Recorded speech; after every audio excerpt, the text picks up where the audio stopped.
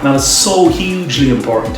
So that was a fantastic element of the week. The ability to get into a peak state, get rebalanced, get into a peak state, so you're not just blandly listening to material, you're really getting into a position where you're soaking it in and you're deciding, yes, that is me, I'm going to adopt that, I'm going to be it, I'm going to live it. We had a guy on talking about lemon juice in the morning, which I am doing. So I'm drinking a little bit of lemon juice with water and drinking that. And the phrase that stays with me from that is, you've got to take out the trash first thing in the morning. In Ireland, that would be taking out the bins or taking out the rubbish. But allow your body to some time in the morning to take out the trash. So it detoxins the body, releases the toxins and gets rid of them first thing in the morning. And that makes a lot of sense to me. And I've heard about lemon juice before, and it's kind of got connotations to it, dieting and everything else. And so I've heard of it before, but to hear it from Tony Robbins really convinced me that this is something that I should definitely do. And I am starting to do it. And once I notice results. If you notice results, let me know. The other thing that I've heard as well, which kind of, I suppose it's a little bit contradictory, is the need to drink alkaline juice. And I think that was celery. That makes an awful lot of sense, because Tony Robbins is a lot about alkaline living and the need for your blood to be alkaline. I think it's slightly alkaline, 7.2 pH. And he talks a lot about our acidic diet nowadays, because it's so full of trash and junk that our bodies are becoming too acidic. And that makes an awful lot of sense. And he says that that is causing a lot of corrosion of our bodies, and that we need to be ingesting far more alkaline diet. So that's something I need to look into, because obviously the lemon juice is going to be acidic, so there's going to have to be a rebalancing there to do more alkaline.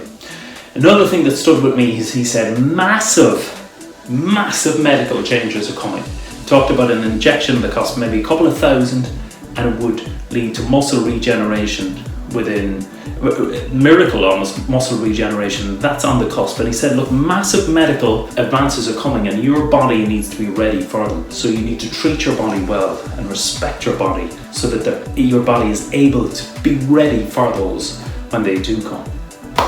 And the health for me was the most important thing, because as Tony says himself, you don't want to be the richest guy in the graveyard. Health is the most important thing. It is your wealth. Tony doesn't normally do these kind of meditative affirmations. I mean, he's all quite against affirmations. For him, it's about creating images and really living those images of life. And as he says himself, and the one that he kind of ridicules is, you sit in the garden and you say, there's no weeds, there's no weeds, there's no weeds, there's no weeds. There are weeds. And you have to just, first of all, see it as it is, then imagine it better, and then take massive action to improve and get rid of those weeds and plant something fantastic in their space. So, but one affirmation which did feature in the course, and it's very powerful, and it's not necessarily an affirmation, it's more a prayer. It's, I love you, I'm sorry, please forgive me, thank you. I love you, I'm sorry, please forgive me, thank you.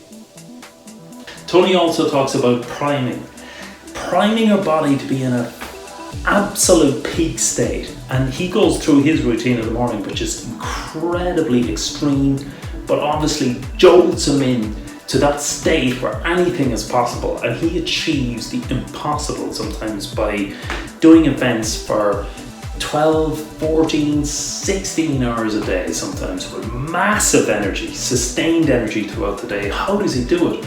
Well, the priming is one thing that he does. He jumps into a bath full of ice in his back garden in his mansion, and that's something that I've actually taken the lead from, and I've done two things. I'm taking cold showers, which it sounds horrific at the start, but it's incredible. After about a minute, your body adjusts to it and it doesn't really matter.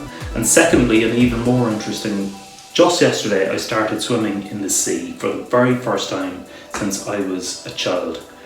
And it's been a rebirth. It just really wakes you up and snaps you into a totally different state. So sea swimming and all of the exercise that involves, but obviously that just jolt of being part of that massive body of water. And in Ireland, it's colder than anywhere else in the world probably. So those two things are a way that I'm following and taking that lesson of priming and getting your body into a state so that your mind can follow is hugely important. Now, one of the main things he talked about was change your story, change your life. And that is a very, very important and very hard-hitting thing. And at the very start of the journey on the Tony Robbins Comeback Challenge, we all joined this Facebook group, and many people posted up their previous story, and so did I. And there was a huge amount of brutal honesty, and from myself as well, about our previous story and where we were going and where we got lost probably. And what Tony tells you, and the one thing, the phrase that really got me, resonated with me, is that you can't get where you're going if your eyes are looking in the rear view mirror. And that is very true. So he urges you to write a new story to change your life. We are locked in a very old version of our story, a very grey, black and white, doomed, and somehow very negative story. But to be able to write a new story where we can have a very bright future is very, very powerful. And that is something that I've brought from this week, Tony Robbins Comeback Challenge. It's something that I've been piecing together with some of the things that I am passionate about, and that is something that everybody should do. And you can start now. Just take out a pen and start writing a new story for yourself, and it's incredibly powerful, because the stories we've been telling ourselves, the fictions a lot of the time, and they are fictions. We all filter information according to what we want to see in the world, or according to what our mind and our state is processing us to see. And that leads to a very grey, very dull, fictional story. But we can write a brand new story, a beautiful story which enhances all of our talents and uses all of our dreams and our goals and our wishes for the world and our passion and really our true selves. And that's our new story.